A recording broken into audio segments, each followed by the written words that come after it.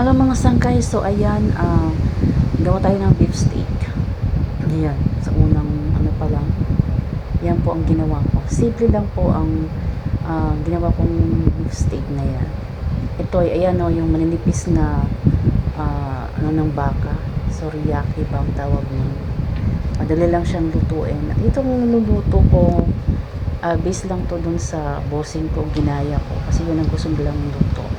Then ayan, nag-fried na ako ng soriyaki beef. Maninipis yan.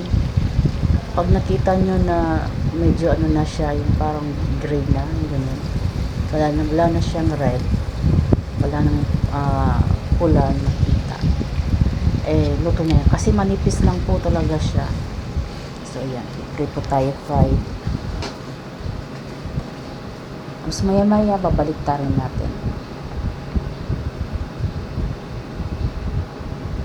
Simpleng luto lang ito. Hindi katulad ng ibang beef steak na kailangan nyo pang i-marinate. Ito hindi na. Masarap naman siya. Mas babalik rin natin. Ayan. Naluluto na siya. Madali lang naman siyang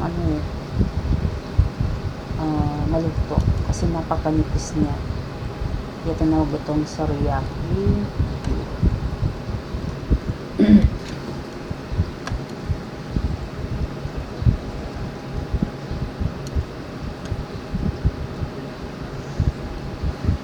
Mamaya, pero bago ako nito, naggisa na ako ng bawang saka onion bago ko siya i-fry dyan. And siniset aside ko muna yung bawang saka yung onion. Then ayan, siniseparate lang muna natin. Pag naluto na siya, ayan, nalagay ko muna sa pinggan. Isiset aside lang natin yan kasi mamaya gagawa tayo ng sauce.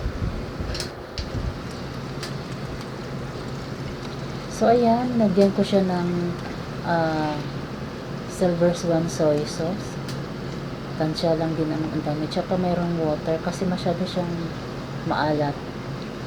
Yung small glass lang yun na kalahati lang.